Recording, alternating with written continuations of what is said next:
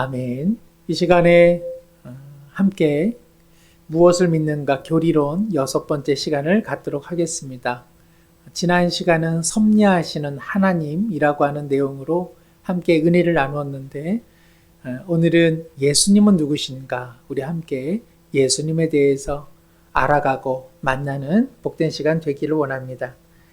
오늘의 말씀입니다. 요한복음 1장 14절 말씀입니다. 요한복음 1장 14절 우리 한 목소리로 함께 읽겠습니다. 말씀이 육신이 되어 우리 가운데 거하심에 우리가 그의 영광을 보니 아버지 독생자의 영광이요 은혜와 진리가 충만하더라. 아멘. 벌써 작년이 되었습니다. 작년 12월쯤 하여 함께 하나님은 누구신가, 또 우리가 믿는 바는 무엇인가 함께 교리의 은총을 나누고자 하는데요. 교리와 성경에 대해서 첫 시간 함께 살펴보았고 이후에는 하나님은 누구신가, 그리고 삼일체 하나님은 어떤 분인가, 창조주 하나님, 그리고 지난 시간 섭리하시는 하나님이라고 하는 제목으로 같이 말씀을 나누었습니다. 다 잊으셔도 좋고요. 오늘 시간도 마찬가지입니다. 한 문장이라도 또 한 구절이라도 우리 마음 깊은 곳에 새겨지기를 원합니다. 예수님은 누구실까? 사랑하는 성도님들, 예수님을 누구라 생각하십니까?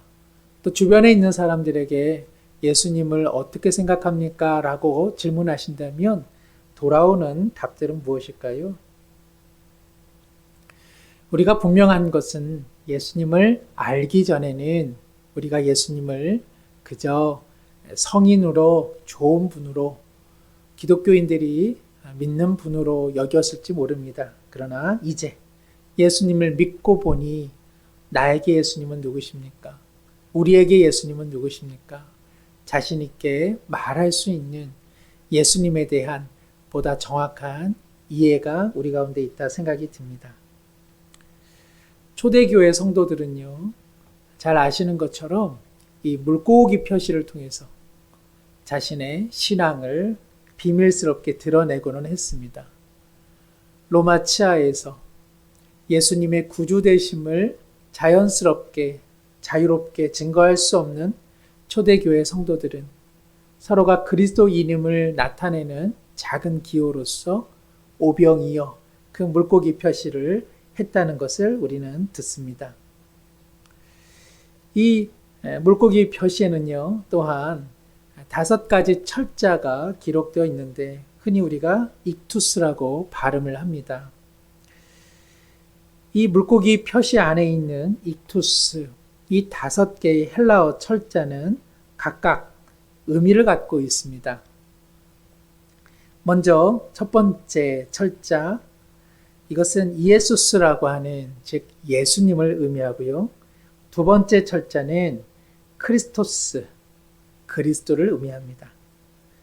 중간에 있는 테우, 이 철자는 하나님을 의미하고, 우리가 보기에 Y자 같은 바로 이 휘오스는 아들을 의미합니다. 그리고 마지막 철자는 소테르라고 해서 구주를 의미합니다.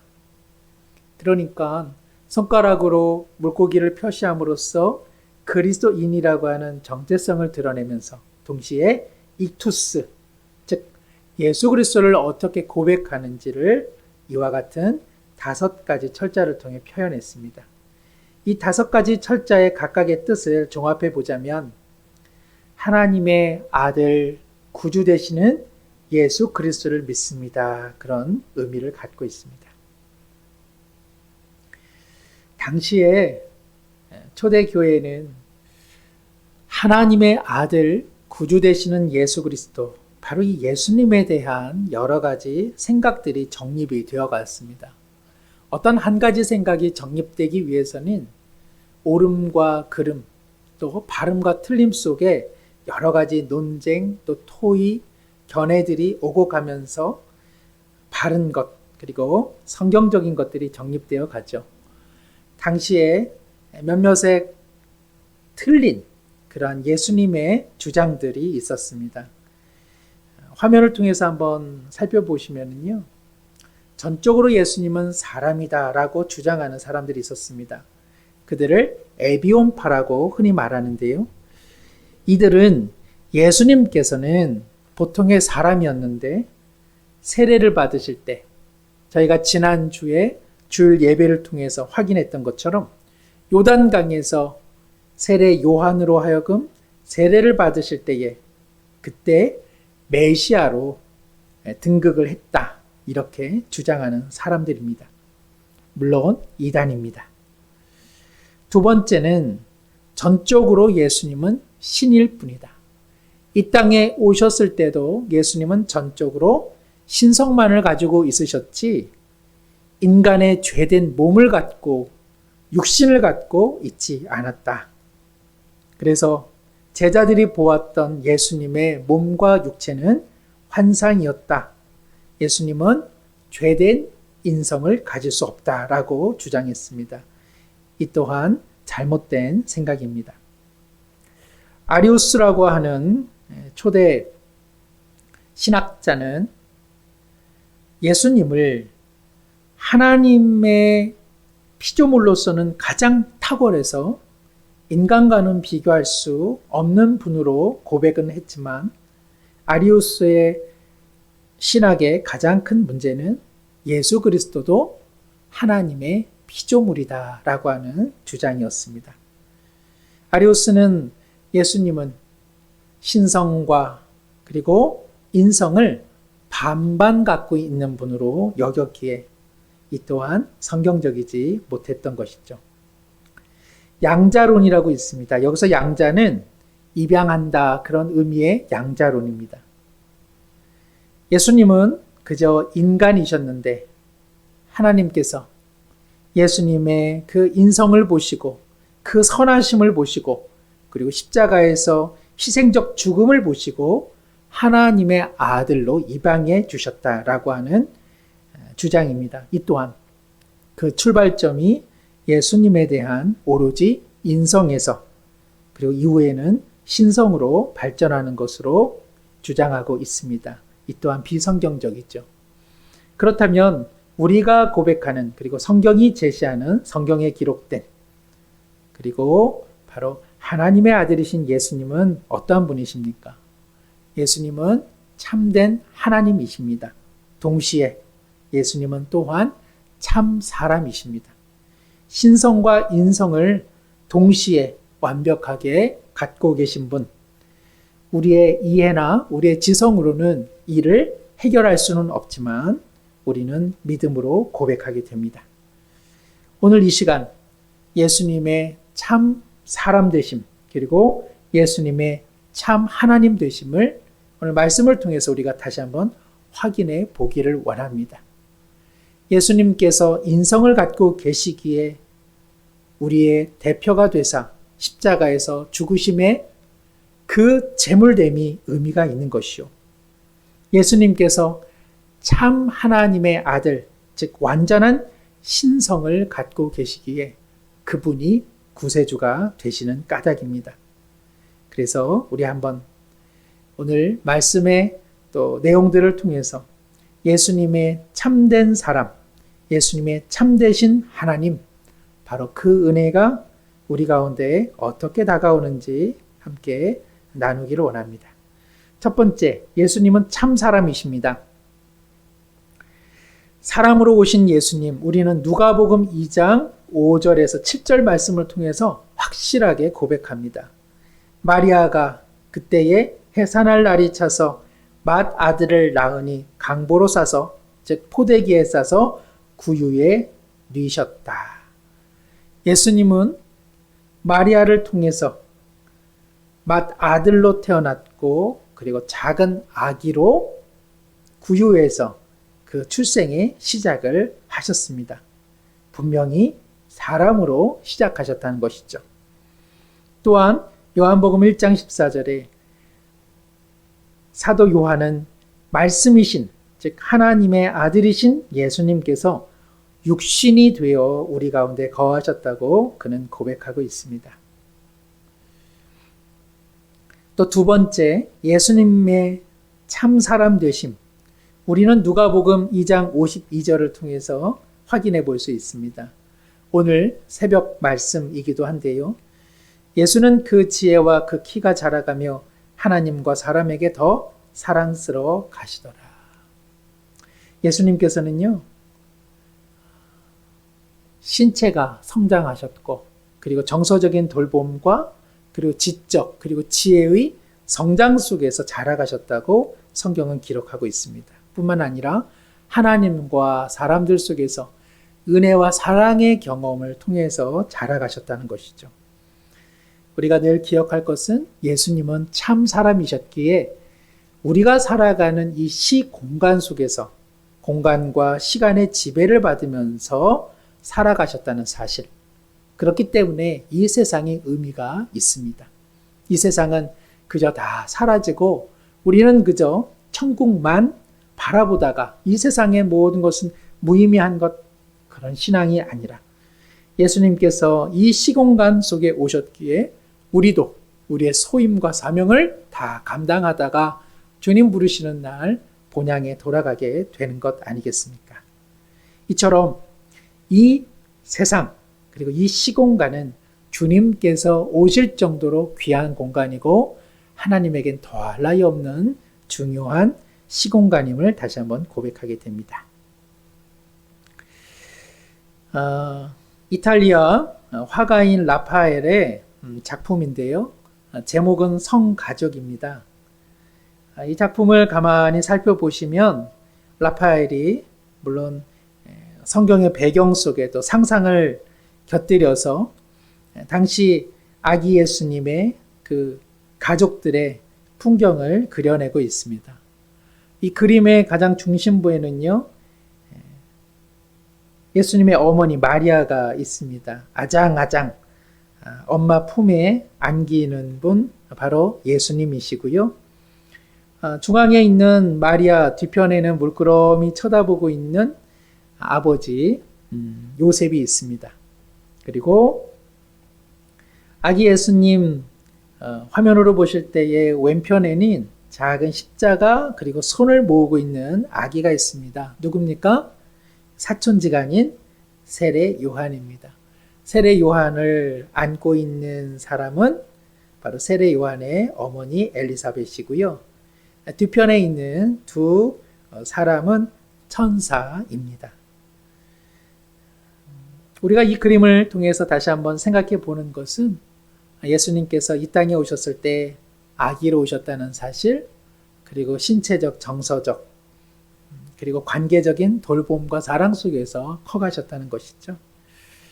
오늘 새벽 말씀 때도 잠시 은혜를 나누었지만 동시에 좀 아픔을 함께 공유했지만 우리 16개월 된 정인이 작은 아기가 끝내 삶의 꽃을 다 피워내지 못한 안타까운 소식이 있습니다. 다시 한번 생명을 소중히 여기고 우리 가운데 아기로 오신 예수님을 묵상할 때마다 이 땅 가운데 허락된 생명들이 마음껏 꽃을 피워낼 수 있도록 하는 것, 그것 우리 교회의 또 복음의 사명인 줄로 믿습니다. 예수님은 참 사람이시다. 예수님께서는요, 우리가 경험하고 있는 모든 감정을 다 겪으셨습니다. 예수님께서는 나사로가 죽었을 때 통분하시고 몹시 애통하시고 슬픔의 눈물을 흘리셨습니다. 베드로가 예수님에 대해서 주는 나의 그리스도시요 참 구주이십니다 라고 하는 고백을 했을 때 예수님께서는 기뻐하셨습니다. 예수님께서는 바리새인들 그리고 종교 지도자들이 헛된 야망으로 기득권을 행사했을 때 또 예루살렘 성전이 오히려 도둑의 굴혈이 되었을 때 이를 통해서 분노하셨던 장면을 우리는 잘 알고 있습니다. 때때로 백부장의 믿음을 통해서 예수님께서는 참 기이하고 대단하다라고 놀라워하기도 하시고 또 나사렛 고향 사람들이 예수님을 배척하실 때에 또한 놀라하고 또 의아해하기도 하셨습니다. 아시는 것처럼 겟세마네 기도에서 예수님께서는 하나님과 단절되는 바로 그 두려움으로 인해서 슬퍼하시고 그리고 피와 그리고 눈물을 흘리셨던 것을 우리는 잘 알고 있습니다. 예수님께서는 병든 사람들 그리고 소외된 사람들, 길을 잃어버린 사람들을 향한 목자의 마음, 민망히 여기는 마음, 긍휼의 마음을 갖고 계셨음을 우리는 잘 알고 있습니다. 예수님은 이처럼 우리가 겪고 있는 만 가지 감정을 함께 공유하셨고 실제로 다 체험하셨습니다. 그래서 예수님께서는 참 사람이시기에 우리 인생의 모든 한계를 다 알고 계십니다.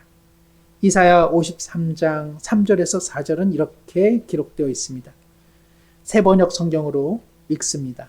그는 사람들에게 멸시를 받고 버림을 받고 고통을 많이 겪었다. 그는 언제나 병을 앓고 있었다. 사람들이 그에게서 얼굴을 돌렸고 그가 멸시를 받으니 우리도 덩달아 그를 귀하게 여기지 않았다. 그는 실로 우리가 받아야 할 고통을 대신 받고 우리가 겪어야 할 슬픔을 대신 겪었다. 그러나 우리는 그가 징벌을 받아서 하나님께 맞으며 고난을 받는다고 생각하였다. 어찌 보면 예수님께서는 한 인간이 경험하는 모든 총체적 어려움 이상을 그 한평생 경험하셨다고 해도 과언이 아닐 것입니다. 그래서 모든 사람의 고통은 하나님의 고통으로 연결되어 있습니다. 예수님께서는 우리가 살아갈 때 세상으로부터 겪는 시험과 유혹도 동일하게 경험하셨습니다. 히브리서 4장 15절, 16절에는 이 부분을 이렇게 기록하고 있습니다. 우리의 대제사장은 우리의 연약함을 동정하지 못하시는 분이 아닙니다. 그는 모든 점에서 우리와 마찬가지로 시험을 받으셨지만 죄는 없으십니다. 그러므로 우리는 담대하게 은혜의 보좌로 나아갑시다. 그리하여 우리가 자비를 받고 은혜를 입어서 제때에 주시는 도움을 받도록 합시다. 아멘. 높은 사람들은 높은 곳에서 우리를 향해 연민의 감정을 가질런지는 모르지만 그러나 실제 삶의 고통을 알기는 쉽지 않을 것입니다. 그러나 우리 예수님께서는 높은 곳에만 계신 분 아니라 실제 인간의 몸을 입으시고 육신이 되시고 참 사람이 되어서 우리가 경험하는 아픔 이상의 경험을 감당하셨습니다. 마찬가지로 시험을 받으셨기 때문에 인생 광야길에 무엇이 어려운지, 무엇에 자꾸 걸려 넘어지는지, 땅의 인력이 얼마나 강력한 것인지 잘 알고 계시다는 사실입니다. 그러나 죄가 없으시기에 우리가 주님 앞에 자비를 구하면 주님께서 동정의 마음, 긍휼의 마음, 함께 아파하는 마음으로 얼마든지 힘과 능력을 베풀어 주시는 줄로 믿습니다. 바로 이것이 예수님께서 인간의 몸으로 참 사람이 되사 우리와 같은 질고를 감당하셨기 때문에 그러합니다. 예수님께서는 철저하게 사람으로 태어나 사람으로 돌아가셨습니다. 마가복음 15장 34절 이하에 제9시에 예수께서 크게 소리 지르시되 엘리 엘리 라마 사박다니 하시니 이를 번역하면 나의 하나님 어찌하여 나를 버리셨나이까. 예수께서 큰 소리를 지르시고 숨지시니라. 예수를 향하여 섰던 백부장이 그렇게 숨지심을 보고 이르되 이 사람은 진실로 하나님의 아들이었도다 하더라. 아멘. 예수님께서는 한 가난한 가정에 아기로 출생하셔서 우리의 질고와 우리의 고통을 친히 감당하시고 마지막까지 십자가의 길을 감당하시되 그리고 그렇게 숨지심으로 진실로 하나님의 아들이심을 나타내 주셨습니다. 백부장은 진실로 한 사람의 죽음이 하나님의 아들의 죽음이었다고 고백하고 있습니다. 사랑하는 성도 여러분, 믿음이라고 하는 것은 바로 이것입니다. 한 사람, 바로 그 예수님이 십자가를 바라보건대 진실로 하나님의 아들이셨구나. 나를 위해 십자가에서 죽으신 하나님의 아들이셨구나. 이 고백이야말로 믿음의 근간인 줄로 믿습니다. 티치아노라고 하는 이탈리아의 화가가 1599년경에 그린 그림입니다. 그리스도의 매장이라고 하는데요. 이 그림 중심부에는 예수님께서 이제 관에 들어가시는 장면입니다. 대략적으로 보면 5명의 사람들이 있음을 알게 되십니다.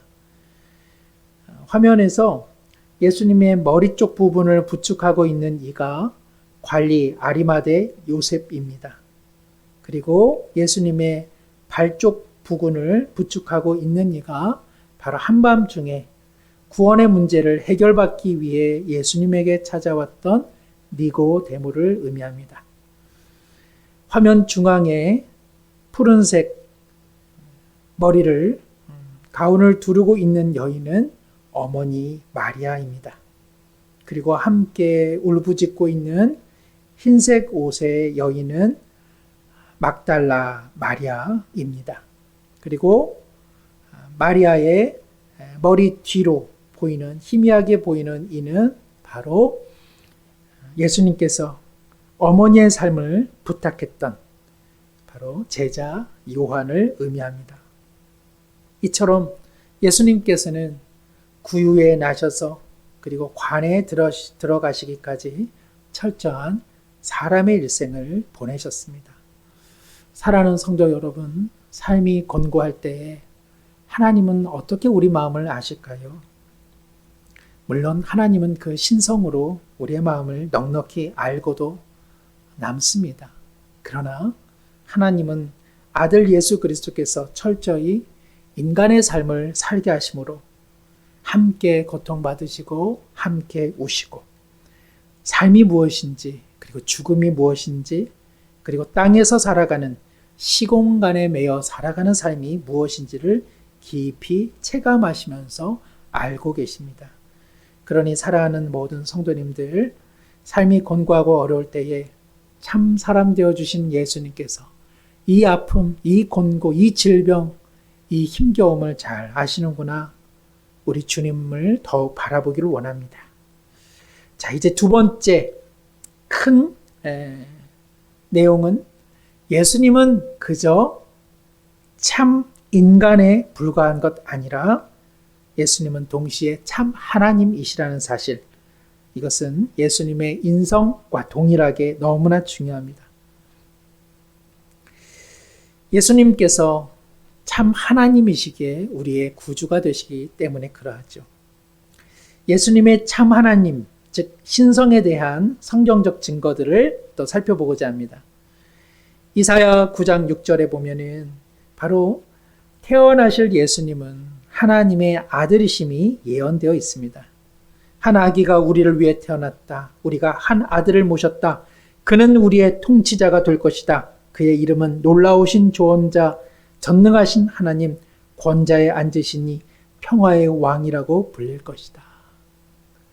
마리아를 통해서 성령으로 잉태되어 태어나게 되는 그 아기는 완벽한 사람이면서 동시에 하나님의 아들이심, 그리고 바로 통치자이심을 성경은 예언하고 있습니다. 누가복음 3장 22절, 지난주 주일의 말씀 본문이기도 한데요. 하나님께서 직접 예수님이 하나님의 아들, 즉 하나님이시라는 신성을 직접 증언해 주셨습니다. 하늘로서 소리가 나기를 너는 내 사랑하는 아들이라. 내가 너를 기뻐하노라 하시니라. 아멘. 성도 여러분, 예수님은 하나님께서 지으신 피조물이 아니라 하나님으로부터 나신 하나님의 아들이십니다. 또한 예루살렘 순환을 예언하시고 변화산에 올라갔을 때 그곳에서도 동일한 목소리가 하늘로부터 들려졌습니다. 마태복음 17장 5절입니다. 말할 때에 호련히 빛난 구름이 그들을 덮으며 구름 속에서 소리가 나서 이르시되 이는 내 사랑하는 아들이요 내 기뻐하는 자니 너희는 그의 말을 들으라 하시는지라. 예수님의 말씀을 듣는 것이 곧 누구의 말을 듣는 것입니까? 하나님의 말씀을 듣는 것입니다. 바로 하나님께서 그리스도의 아버지가 되어주시고 하나님, 바로 그 아들 되시는 분이 예수님이시기 때문에 그러합니다.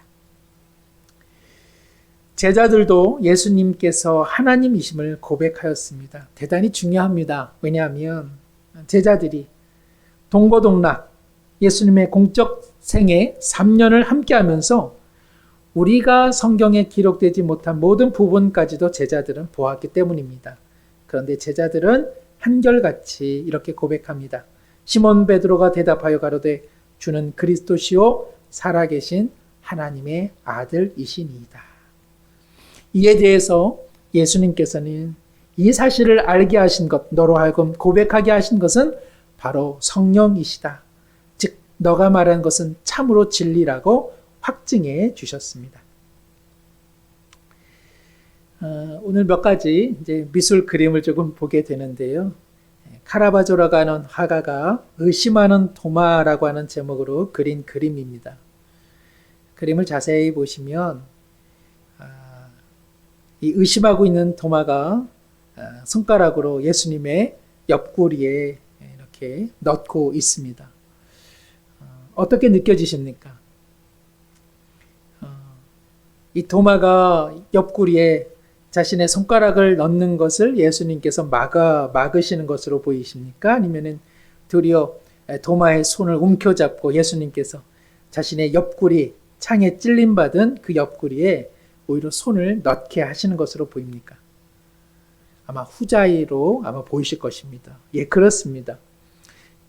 우리는 통상적으로 도마의 의심에 대해 다소 비난하면서 좀 살펴보지만 바로 예수님께서는 도마의 이 의심을 적극적으로 받아들이면서 그 의심을 떨쳐버릴 수 있는 자신의 부활의 확실성을 보여주고 계십니다. 의심하지 않는 사람, 즉 아주 무심한 사람은요, 예수님에 대해 아무 생각도 하지 않습니다.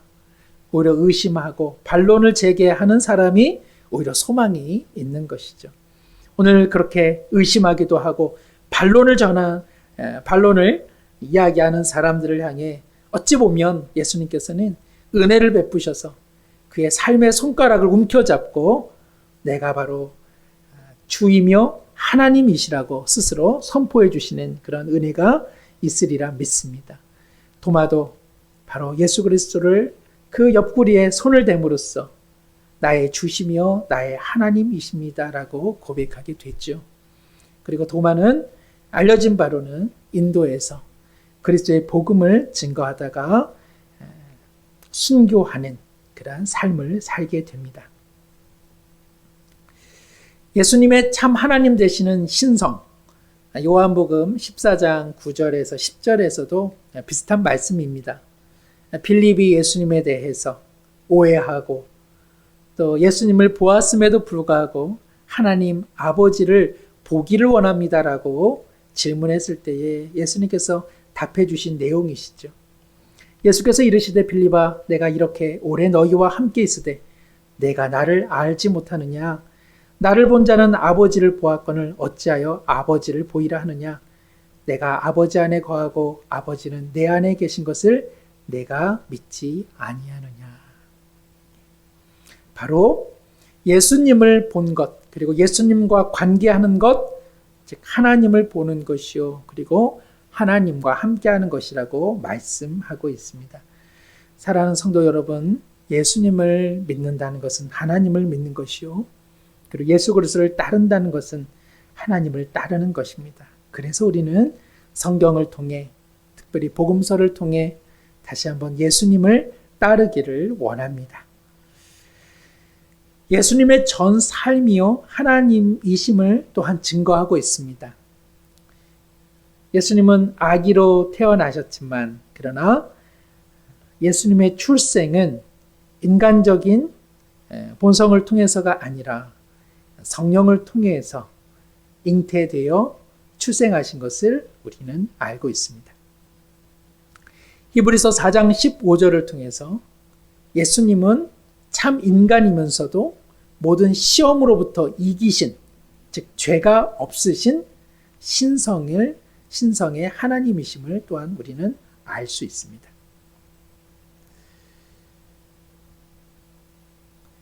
예수님의 부활하심을 통해서도 우리는 예수님이 참 사람이시면서도 또한 참 하나님이심을 알 수 있는데요. 고린도전서 15장 3절 4절 내가 받은 것을 너희에게 전하였나니 이는 성경대로 그리스도께서 우리를 죄를 위하여 죽으시고 장사 지낸 바 되었다가 성경대로 사흘 만에 다시 살아나사. 그리스도께서는 자신의 죄 때문에 죽은 것이 아닙니다. 성도 여러분 꼭 기억하셔야 합니다. 예수 그리스도께서는 시험을 당하셨지만 죄가 없으셨습니다. 죄의 삭은 사망인데 예수님에게 사망이 임했습니다. 왜요? 우리의 죄를 대신 짊어지셨기 때문에 그러합니다. 바로 예수님의 죽음은 우리의 죄를 대신 지기 위한 대속의 죽음이었기에 예수님은 다시 살아나실 수밖에 없으셨던 것이죠. 바로 예수 그리스도의 신성, 그 부활하심으로 그분의 하나님 되심을 나타내 주고 있습니다. 또한 예수님은 하늘로 올라가셨습니다. 하늘로 올라가는 예수님을 물끄러미 쳐다보고 있는 제자들을 향해 천사가 말합니다. 갈릴리 사람들아 어찌하여 서서 하늘을 쳐다보느냐.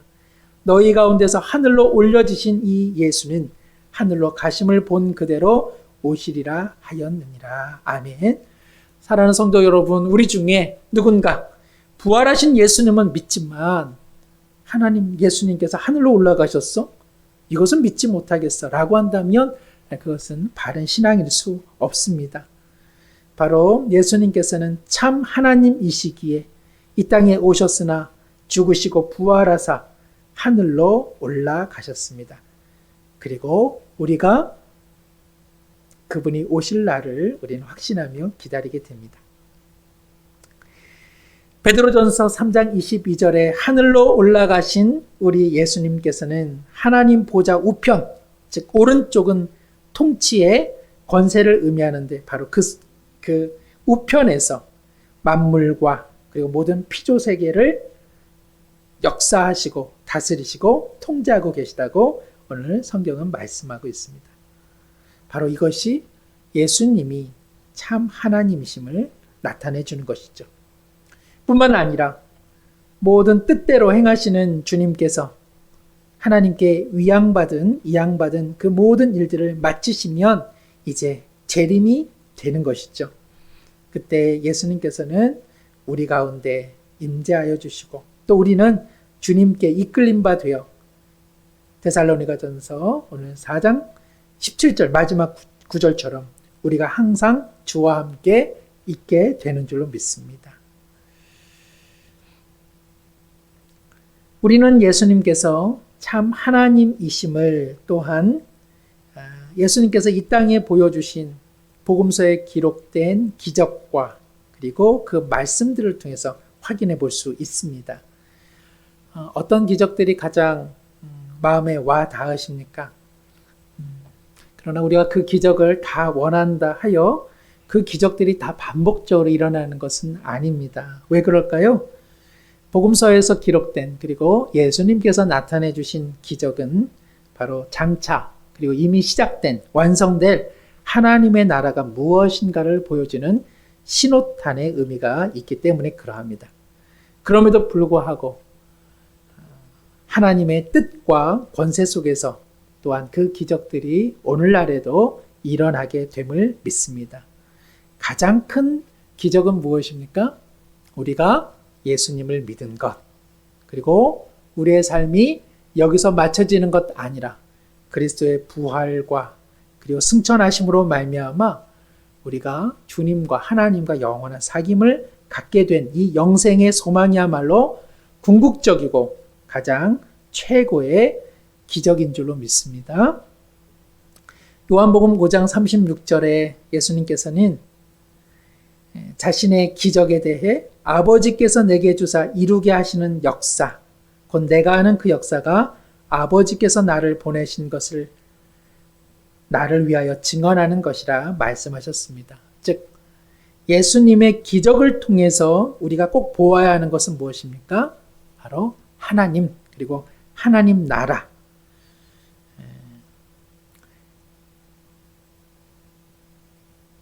달을 향해서 우리가 잘 아는 것처럼 우리가 손가락으로 달을 가리킬 때 달을 보아야 하는데 종종 손가락만 보를 때가 있습니다. 기적은 하나님을 향해 보라고 하는 뜻인데 우리가 기적에만 매몰돼서는 안 된다는 것이죠. 요한복음 10장 38절에 내가 행하거든 나를 믿지 아니할지라도 그 일은 믿으라. 즉 예수님께서 이 땅에 오셔서 하셨던 기적, 그리고 십자가에서 죽으심, 그리고 부활, 이러한 일들을 통해서 하나님께서 예수 그리스도 안에서 무엇을 행하고 계시는지 보고 믿고 그리고 영원한 생명을 얻으라고 초청하고 계십니다. 달리 생각하면 어떻게 우리는 이것이 이처럼 믿어지고 또 우리는 더욱 믿고 싶어지는지 이것이야말로 가장 큰 은혜인 줄로 믿습니다. 죄를 용서하시는 권세를 예수님이 갖고 계셨습니다. 이 권세는 오직 하나님만이 행하시는 권세인데 예수님께서는 명백하게 자신이 죄를 사하는 권세가 있다고 말씀하셨습니다. 마가복음 2장 5절에서 7절 중풍병자의 질병을 고치시기 전에 예수님께서는 자신에게 있는 참된 권세는 바로 죄사함의 권세임을 명백하게 말씀하고 계십니다. 사랑하는 성도 여러분, 이 또한 참으로 중요합니다. 우리가 예수님을 믿는다? 그저 하나님의 아들, 그저 참 사람, 참 하나님? 바로 여기에만 그쳐서는 안 되고 바로 그분께서 나의 죄를 사하시기 위해 이 땅에 오셨고 십자가에서 죽으셨고 부활하셨고 승천하시고 다스리신다는 사실 언제나 그 은혜까지 나가야 할 줄로 믿습니다.